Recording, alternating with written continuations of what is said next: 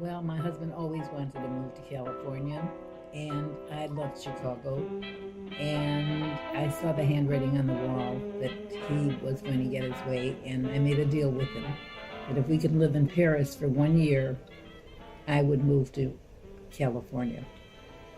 We would move to California, the whole family. And that's what happened. We moved to Paris for 1 year, which was an incredible year. And when we came back, we started packing. And we sold our house, and we came out to California to start building our dream house. At that time, had you any anticipation you'd become an art therapist? Well, not really. I didn't even know what an art therapist was. And after Marvin showed me that what I had painted was really my family, I began to think about how I was able to externalize something that was so important to my life, and without knowing it. It was such an incredible experience for the whole family, and I always bless Dan for this, and the influence of that trip is with us till always. And Eden wound up going to the French Lycée, and Lauren wound up getting into a musical group that took her to Paris, and many, many other things came from that trip. Dan went to Chicago to try a case for a few days, at which time I decided to invite everyone to an unveiling of a painting that I hadn't painted. And so I put the canvas up, and I had a very limited amount of paint with me. And it was a blank canvas, and I did this painting. And the night of the unveiling of this painting, we had a sheet covering it, and we had all these important people there. And Marvin Zaporin, a well-known psychiatrist, was on a violin concert tour. He was also a violinist. And he came in, and he had everyone just give it a title.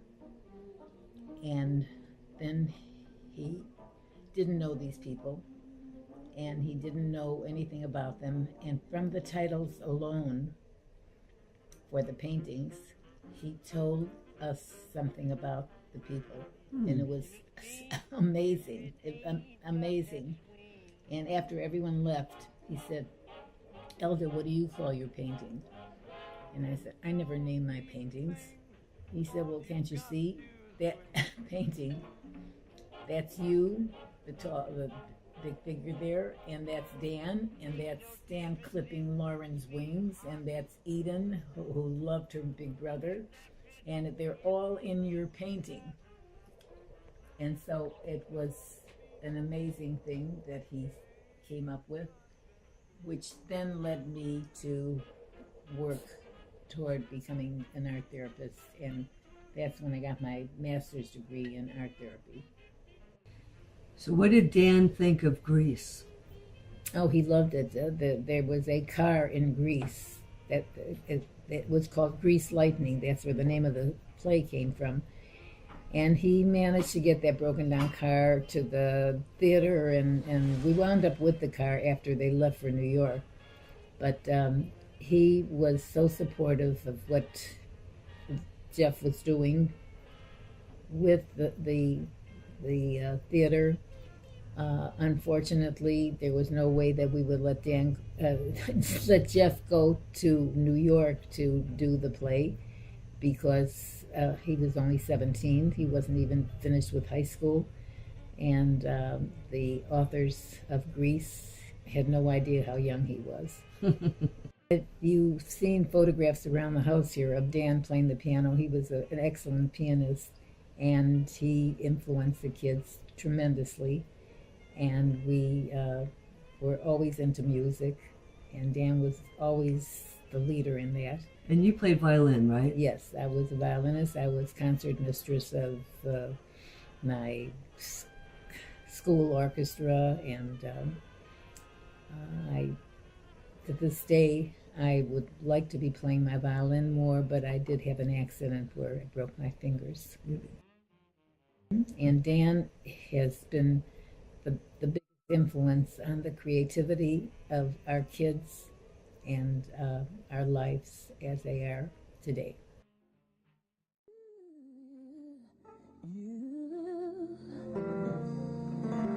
I want to say happy birthday.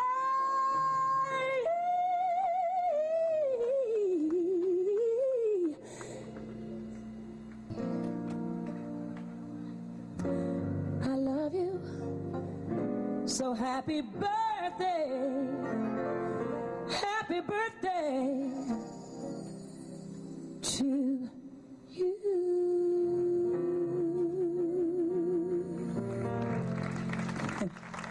How old are you now? How old are you now? How old? How old? I know how old you are now. You don't want nobody to know. I'm so glad you're still here. And I can say, Lord knows I can say, happy birthday.